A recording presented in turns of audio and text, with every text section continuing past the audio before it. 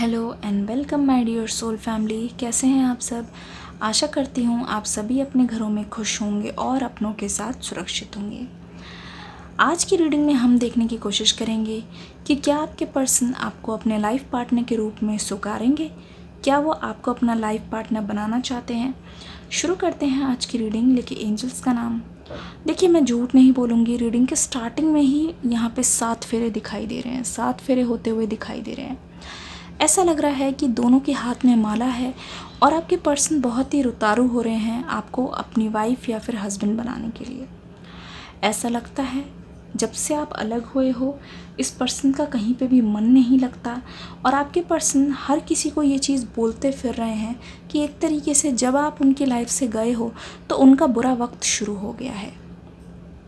अगर आप ध्यान से देखोगे मुझे ऐसा लगता है जैसे जैसे टाइम बीतता जा रहा है, हो सकता है आप दोनों में से किसी का भी बर्थडे गया हो रिसेंटली और या आने वाले हो, तो ये जो है पुराना बर्थडे जो इन्होंने साथ में सेलिब्रेट किया था आप दोनों ने, उस टाइम को याद करके सोच रहे हैं कि उस टाइम दोनों में से किसी को भी अंदाज़ा नहीं था कि हमारा ये आखिरी सेलिब्रेशन होगा। इसीलिए इस पर्सन के मन में ये चीज़ आ रही है कि अब अगर दोनों के बीच में या दोनों के साथ कोई सेलिब्रेशन होगा वो सिर्फ़ और सिर्फ कोई सेरेमनी होगी, या तो वो एंगेजमेंट की या तो वो शादी की। मुझे ऐसा लगता है इस पर्सन के मन में बहुत ज़्यादा इस वक्त क्लैरिटी दिखाई दे रही है, कोई कन्फ्यूजन नहीं है। पर एक्चुअली बात ये है कि मुझे ऐसा लगता है ये किसी काम में इस कदर बिज़ी हैं कि ये खुद के लिए भी समय नहीं निकाल पा रहे। अगर आप ध्यान से देखोगे इस पर्सन की लाइफ में भी बहुत ज़्यादा सूनापन है। इतने लोगों से घिरे होने के बावजूद भी ये पर्सन कभी भी अपने आप को पूरा महसूस नहीं करते। ऐसा लगता है कि ये आधे हैं और इनका बेटर हाफ कोई है जो इनके साथ नहीं है और उसको अपने साथ लाने की, अपने साथ रखने की इनको बहुत ज़्यादा जल्दी है। ऐसा लगता है इस पर्सन के दिमाग में बहुत सारी ऐसी बातें चलती है जो ये आपको बताना तो चाहते हैं पर ये बताने से डरते हैं कि पता नहीं आप क्या बोलोगे, कैसे रिएक्ट करोगे, क्योंकि आपका कहना, आपका बोलना इनके लिए बहुत ज़्यादा मैटर करता है, बहुत ज़्यादा मैटर। इसीलिए आपकी हर एक बात को, स्पेशली जब आप इनको कोई फ्यूचर को लेके एडवाइस दे रहे हो, ये बहुत अच्छी तरीके से सुनते थे और हमेशा इन्होंने अटेंशन दिया है। ऐसा लगता है मुझे यहाँ पे एक स्पेशल फ्लावर की खुशबू आ रही है जो इनको या आपको बहुत ज़्यादा पसंद हो। चारों तरफ उसी फूलों से सजावट हो रही है और ऐसा लगता है कोई मैरिज या शादी वाली सेरेमनी हो रही है जहाँ सभी लोग बहुत ज़्यादा खुश हैं। ये एक गाइडेंस है, ये एक चैनल मैसेज है जो मेरे पास आ रहा है, जिसका मतलब ये है कि आपके पर्सन ये सवाल तो क्या ही पूछे, आपके पर्सन बहुत ज़्यादा उत्सुक है आपको लाइफ पार्टनर के रूप में पाने के लिए। पर पता है ये पर्सन कहाँ मात खा जाते हैं, जहाँ इस पर्सन को ऐसा लगता है कि इसके लिए बहुत स्ट्रगल करनी पड़ेगी। देखिए इनको ये चीज़ कितनी बड़ी और कितनी मुश्किल लगती है कि इस चीज़ के लिए इनको आना पड़ेगा, इस चीज़ के लिए इनको एक्शन लेना पड़ेगा और इस चीज़ के लिए ही इनको कहीं ना कहीं बहुत ज़्यादा मेहनत करनी पड़ेगी, बहुत पापड़ बेलने पड़ेंगे। मेहनत के नाम से ही ये पर्सन 20 कदम और पीछे की ओर दौड़ते हैं। अगर आप देखोगे इस पर्सन ने हमेशा शॉर्टकट अपनाया है और अगर कोई काम एक बार में हो गया, बहुत आसानी से हो गया, या किसी ने इनका काम कर दिया तो इनकी लाइफ में तो बल्ले बल्ले। वरना इनको अगर कोई चीज़ करनी पड़ी या फिर इनकी लाइफ में कोई चीज़ एक बार में नहीं हुई तो वहाँ से ये एकदम से चले जाता है यू टर्न मार के सीधा सीधा बाहर, सीधा बाहर। ऐसा लगता है इस पर्सन को बहुत ज़्यादा मुश्किल लगती है एक बार गिरने के बाद उठने में, तो इसीलिए ये पर्सन फूंक फूंक के कदम रखते हैं कि गिरने की नौबत ही ना आए। ऐसा माइंडसेट है इनका।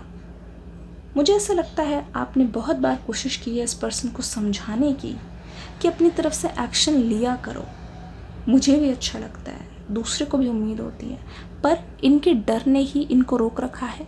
और कहीं ना कहीं ये चीज़ आपको बहुत हर्ट करती है कि अगर तुम्हारी सच में ही फीलिंग्स इतनी सही है तो तुम्हें एक बार तो आना चाहिए, क्योंकि आपने भी बहुत बार ऐसा किया है।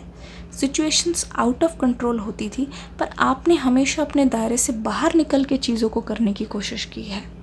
ये चीज़ साफ पता चल रही है। पर फिर भी ये पर्सन बहुत ही ज़्यादा आपको मिस कर रहे हैं, बहुत ही ज़्यादा। ऐसा लगता है अगर इन्होंने आपकी बात कहीं पे दफना दी थी और लोगों से बोल दिया था अपने आसपास वालों को कि नहीं, ये बात दोबारा कभी भी सामने नहीं आएगी, पर फिर भी इस पर्सन ने अपना मन बदल लिया है।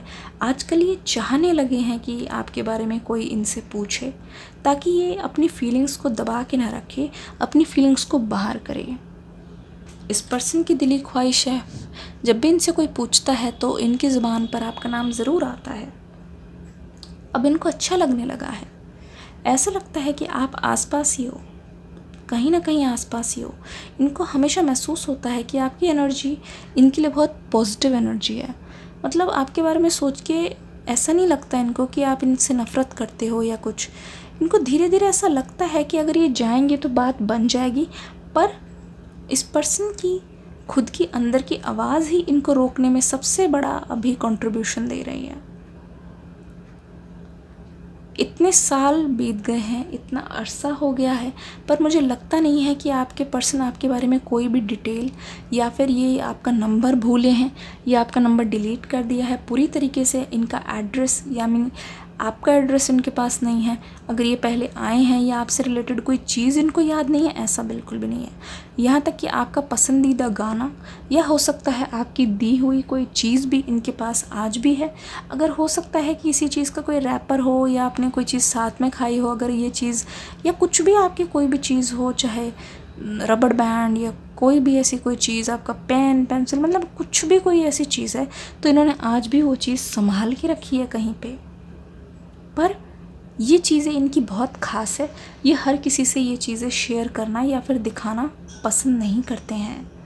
मुझे ऐसा लगता है इनकी करंट फीलिंग्स के अनुसार ये पर्सन अपनी लव स्टोरी को आधा नहीं छोड़ना चाहते, जबकि ये चाहते हैं इनका डी एंड बहुत खूबसूरत हो और अच्छा हो, और ऐसा हो जहाँ पे ये मिसालें दें और दूसरों को बताएं कि हाँ, लव स्टोरीज़ सच होती हैं।